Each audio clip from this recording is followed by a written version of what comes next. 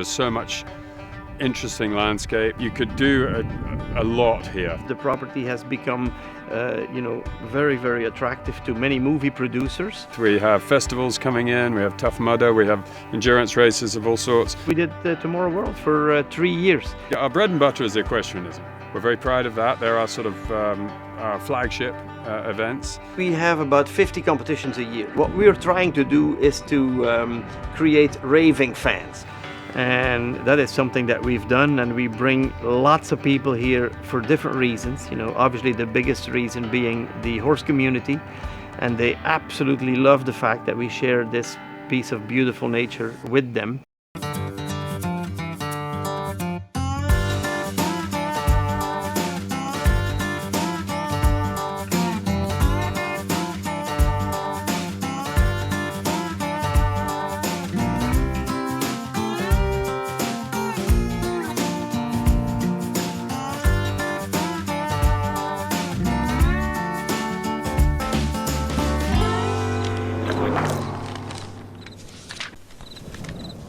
Mesdames et messieurs, bienvenue à Sydney pour les Jeux de la 27e Olympiade. Ladies and gentlemen, welcome to the Sydney 2000 Games of the 27th Olympiad.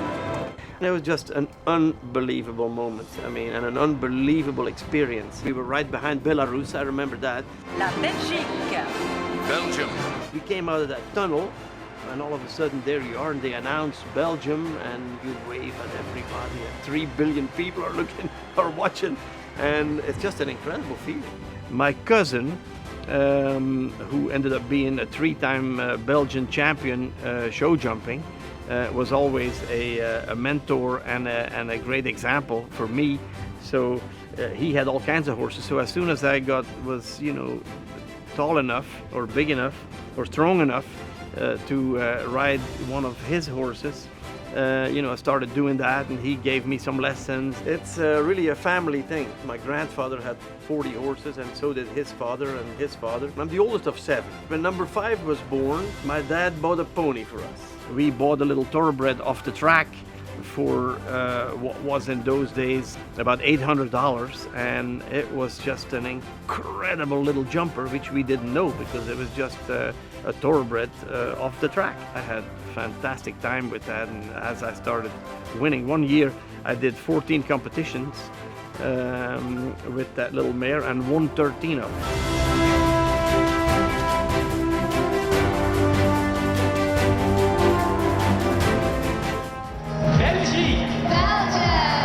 So after Sydney then, I felt like I could keep on doing this. I set my sights on London, 2012. I had 2 really, really, really nice horses, worked them very nicely, qualified both of them, and then I got selected. I was the 3rd oldest athlete, of the whole games. Well, now one of the oldest riders in the eventing discipline, who rides for Belgium. She lives in the United States of America. It is Carl Bouchart. He's won European team medals.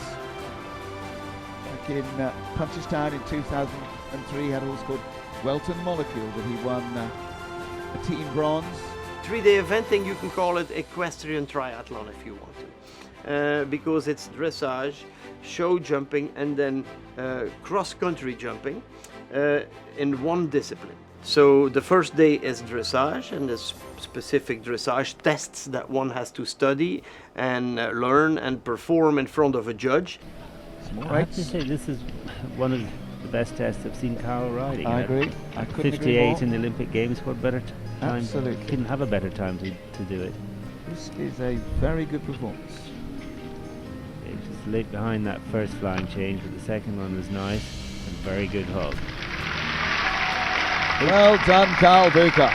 That was an incredible experience. And I've always loved the sport of 3-day eventing. At first, like with my little grey mare, I only did show jumping, but then I gradually went into the cross-country jumping. Away goes Carl Bouchart of Belgium. He's a great sportsman, and away he goes. I took the nastiest fall. Oh, it was just a heartbreaker. So after the London Olympics, that was the end of my Olympic aspirations. I've always loved land, and of course for cross-country jumping you need lots of land. We had a beautiful farm in Chatsworth, Georgia. I met a couple in Sweetwater, Tennessee, and started talking to them, and we talked about them possibly moving to our farm, and the lady was a really good rider, and I talked to her about possibly riding a couple of horses for me and helping me become a better competitor. And her husband was a really good course designer, for outdoor jumping, cross-country jumping. And I said, you come over and you can build a course, we'll start doing a competition. And so they moved over, and that's how we got started. Gradually, I got to know Mark Phillips, the former husband of Princess Anne of Britain. And Mark Phillips became a course designer, and he did our course design for a long time, and we ended up doing the Pan American Games, and it was a great success. We had a wonderful time doing that. So we became therefore a very well respected site and had many really good competitions in Chatsworth. I bought the first piece of property here in 1988. A friend of mine from Atlanta told me that there was a nice 2,000-acre piece of land available 20 minutes southwest of the airport, beautiful nature right on the Chattahoochee River. So I thought, well, might as well go look at it. And so came, looked at it, and I said, wow, this is absolutely beautiful property. And sooner or later it's going to be really valuable, and people are going to really seek it up to have a real quality of life.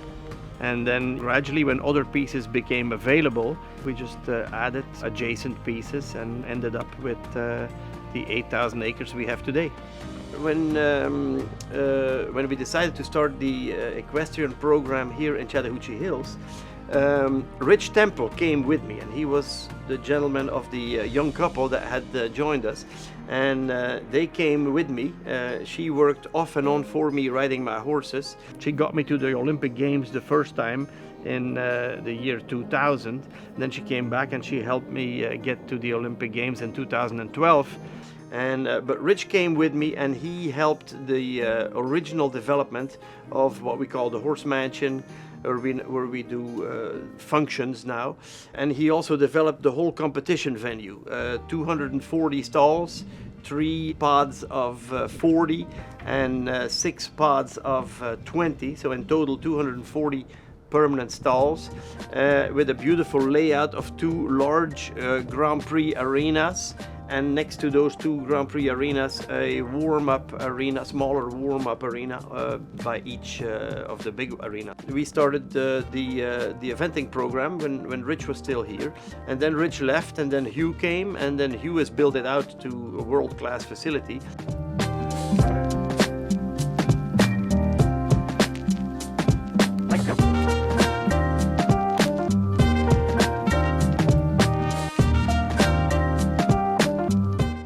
Equestrianism is my background, and that's how I met Carl in the first place.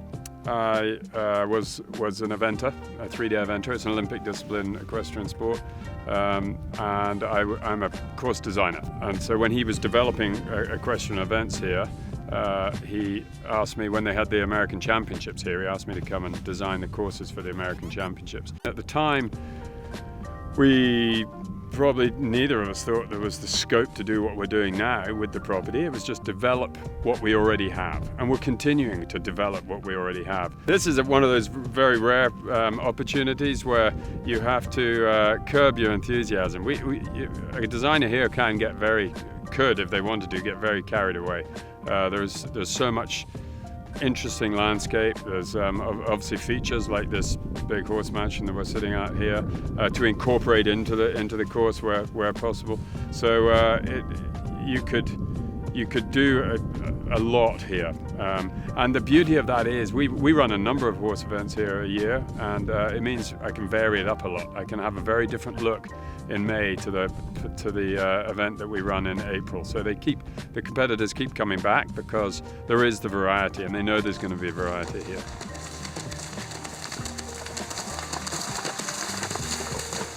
Everybody has their own style, just like engineers who make cars have a certain style.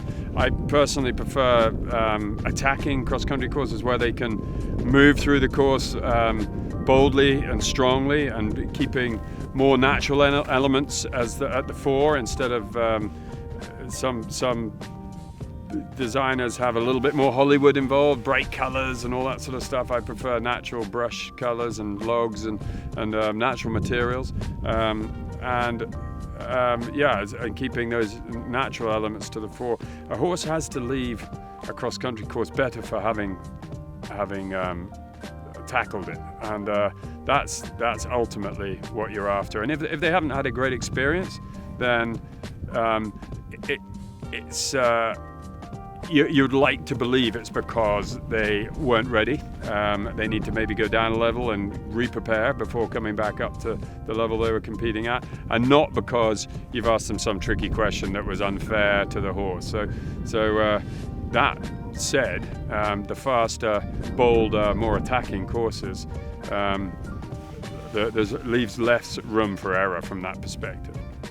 So what Hugh has done, and what we've done here on our site, is we have designed and built. Hugh has designed and built over 100 jumps. And let's say for each competition, depending on the level, you need whatever, 20 to 40 jumps. And we have and we build like 10, 15, 20 new jumps every year. And so Hugh redesigns these courses and makes a new track every time that goes through the field and through the rolling hills here in a different kind of a way, and uses whatever fixed fences we have in a very different sequence. So sometimes the water jump is in the beginning of the course, sometimes it's at the end of the course, sometimes it's in the middle of the course. And that way we've been able to have people come back to our site and not have the feeling that their horses are not continuously learning new stuff, because they are. Meanwhile, people know that they're going to come here and they're going to have terrific stabling. They know they're going to have a wonderful front office that they can deal with, that is looking for solutions and not looking to make life difficult for them. And that way just create raving fans overall. And we've been very, very successful. And I give most of the credit to Hugh for that. He's done an incredible job with that.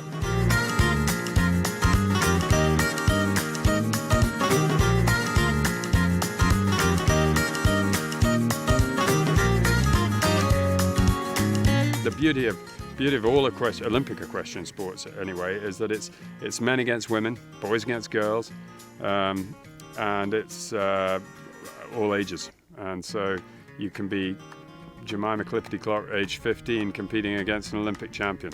It's very, and the horses are graded as opposed to the riders. So there's some grading of the riders, but every top rider has to bring their young horses through. So they're bringing their young, inexperienced horses through, and the sort of teenage guys and girls who have got the thrill of competing against an Olympic champion. That's what's great about our sport. It starts at a very young age, and you can show athleticism just like in any sport in your teens, and go on and be. It probably, I wouldn't say it takes more, because I think if you're a soccer player or a baseball player, it takes a lot of hard work and a lot of time to get to the top of the sport and then to get selected on a team. My parents were both team riders. They were both on the British team in various times, and so I was born traveling around in the back of a horse float competing. So I had little ponies from a very, very young age. Was riding around when I was 3, and it went on from there. Great. We have a very good pony club system in the UK, which isn't quite so evolved over here, or advanced over here, and so I had a huge amount of fun and gained a lot of experience up through my mid-teens with the pony club.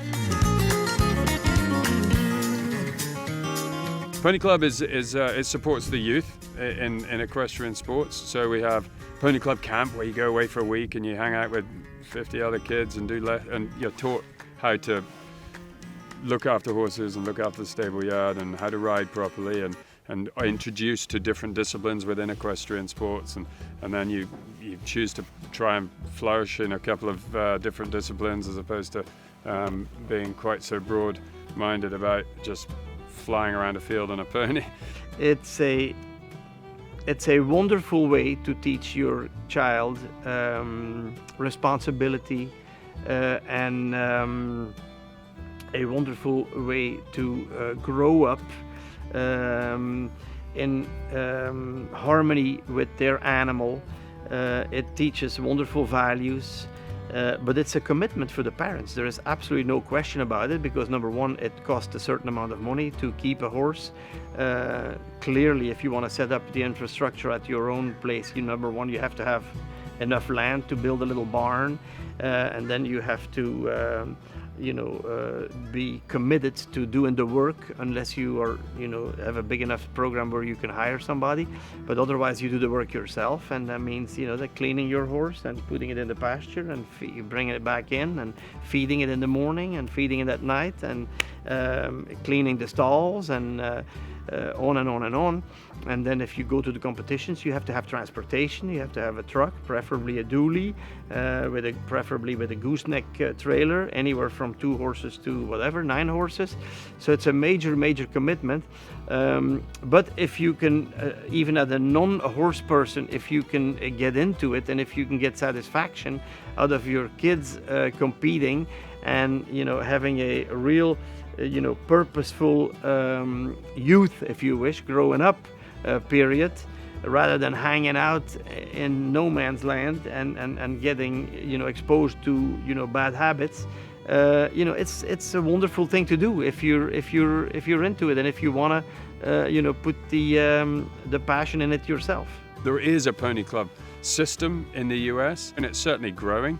I do think there'll be opportunities in the future as we saturate what we're already doing within equestrianism, and I think Pony Club is definitely one area we would go into. It develops the youth, and there'll be, as we are closest or very close to the largest city in the southeast United States, there are more and more people interested in equestrianism. There's bound to be a vast youth element there, and as time goes on, there'll be more and more demand to grow a Pony Club chapter in this region. There are Pony Club chapters around already. It's just they're not hugely supported, and we probably all need to do a slightly better job of creating a system that allows children into our sports.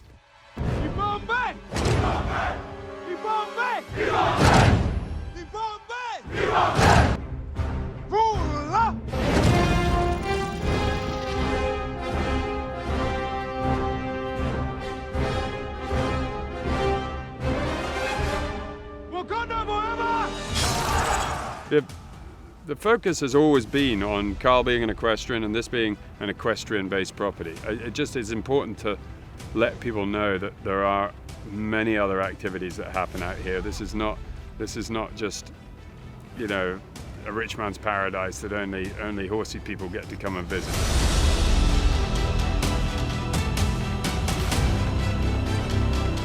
Since we've gotten into the movie business, since the property has become very attractive to many movie producers, they've used the what we now call the guest cabin intensively, and of course with the accumulation of the Avengers Endgame, where Tony Stark lived and where the famous funeral was, in front of the cabin at the lake here, and that gave the cabin basically global awareness, and everybody now talks about the Stark cabin, which has been it's been a lot of fun for us, and because everybody knows what that means.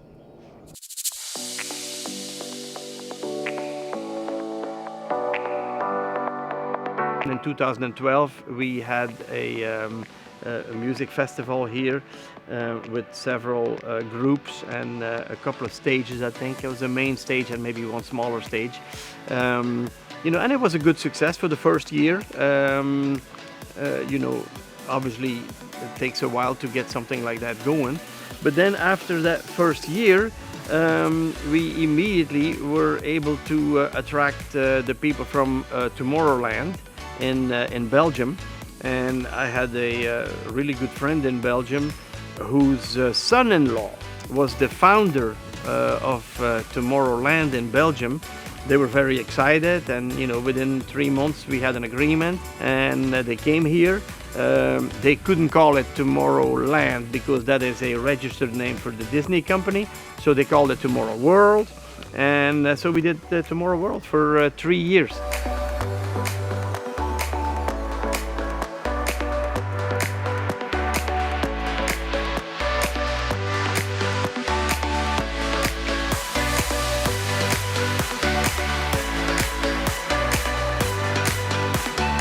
Those were great times. We had 55,000 people here, of which 45,000 were camping. So it was an incredible, it was like setting up a complete new city, for 4 days with all the infrastructure that you can possibly think of.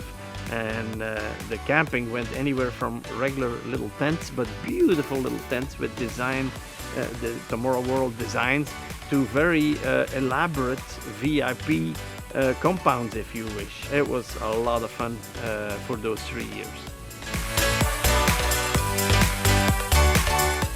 It's keeping our bread and butter is equestrianism. That's 60% of our revenue is equestrianism. So you've got to keep, we want to keep those people happy. We want to keep everybody happy, but there's always a balance, isn't there? So making sure the competitors stay happy and they're not disgruntled because they don't get to use certain parts of the property when they come here because there's a movie shooting or because there's an endurance race setting its courses up or something like that. So we have to strike a balance, and what I do have here is, with the amount of events we run of all natures, all the different verticals, is an amazing volunteer base. We have a lot of people that help out, a lot of people that love this facility and love this place, and that really helps, because you can't just bounce from week to week to week with so many different activities going on without a lot of local support.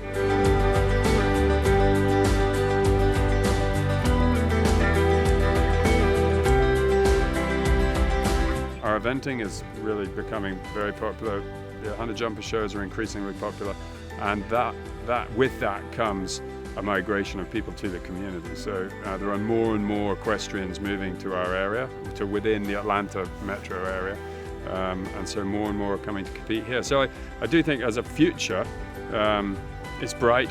I do think Carl has a vision to create a very rural friendly environment around here, and the part that I take care of on a day-to-day basis, the sort of the core 500 acres, if you like, will remain that for the foreseeable future, and that's encouraging. It means we're not working towards having the rug pulled out from under our feet and developing the whole place in the next couple of years. There will be opportunities for people to come and live in our community, but the core part of this property, which is where we perform all our not just equestrian events, but all the other events as well, will remain so, and that's very exciting.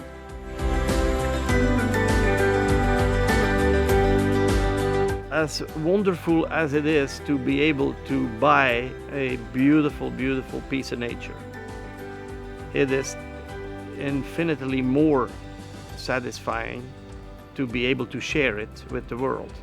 And that is something that we've done, and we bring lots of people here for different reasons. Obviously the biggest reason being the horse community, and they absolutely love the fact that we share this piece of beautiful nature with them.